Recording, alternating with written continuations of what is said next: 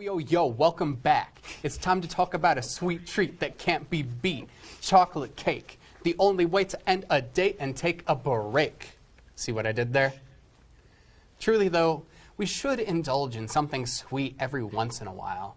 And what better way to do it than to bake something from the comfort of your own home? I recently got a copy of Snoop Dogg's cookbook, From Crook to Cook. And let me tell you, it's full of stylized recipes. With Snoop Dogg being a well-known musician, I decided to call up Kyra McKinley from Local Beats to help me bake a cake suited for the lyrical genius himself.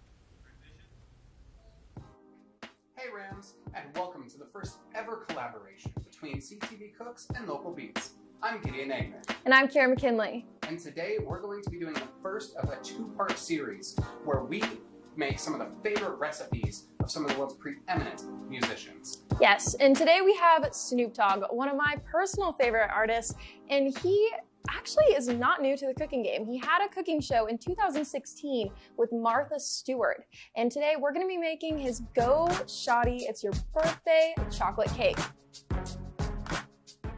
I'm going to be making the batter for the cake. And I'm gonna be making the frosting. There are a lot of ingredients for this one.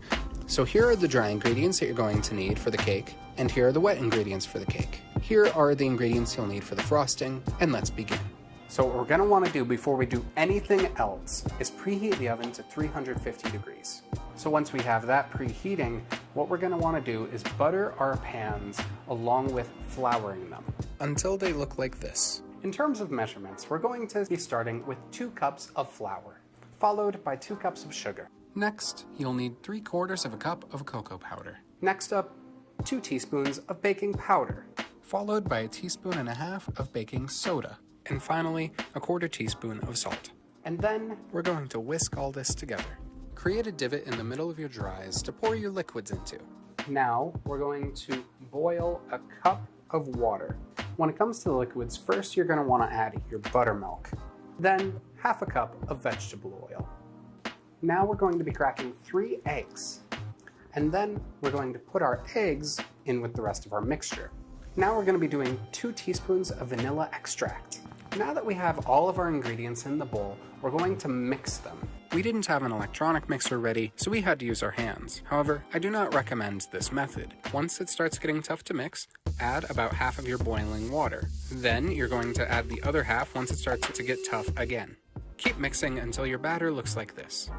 Now we're going to divide our batter evenly between these 2 pans.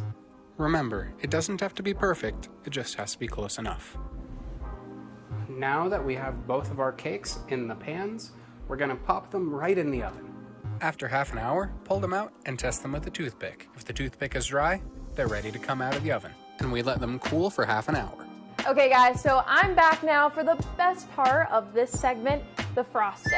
And we're gonna start off by putting 3 cups of butter into our bowl. But, you know, you're supposed to do room temperature, but I'm kind of a cheater and I melted it. And I think you can do that. Okay, so our next step is 1 cup of cocoa powder. It's giving like Little House on the Prairie. I then added 5 cups of Confectioners sugar. This is just really messy. Like the OCD in me does not like that. Where's the Confectioners sugar? And then 1/2 cup of whole milk and 1 teaspoon of vanilla. To all the haters out there, what does this look like to you? Looks like frosting to me. It tastes like frosting, and it's going well. Okay guys, so look at that. Frosting is ready. Frosting's ready. And put a little down here, and now Gideon's gonna flip that on over. Look at those master skills. Very aesthetic. And we're gonna put the rest of we got a lot of frosting left, guys, so we're really gonna butter this up. We can be generous. We can be very generous. Yeah. Oh, it's slipping, sliding. Oh, it's slip sliding, but it's okay. It's okay. We roll with it, guys. Baking isn't perfect, and nor are we. Even though we are doing this for TV, we're not doing this for TV or to impress anybody. We're just teaching you how to make a good recipe. I'm doing it to impress everyone. With that, guys, I think it's ready for us to try this cake.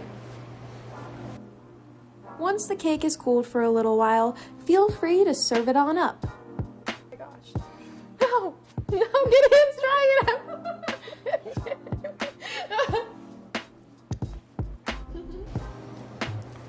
Snoop Dogg's cake is probably as good as his music. I definitely suggest you guys make this at home. I personally loved it. This was an absolute bop. It's your birthday. You're gonna party like it's your birthday. Yay! Yay! Happy birthday, Happy!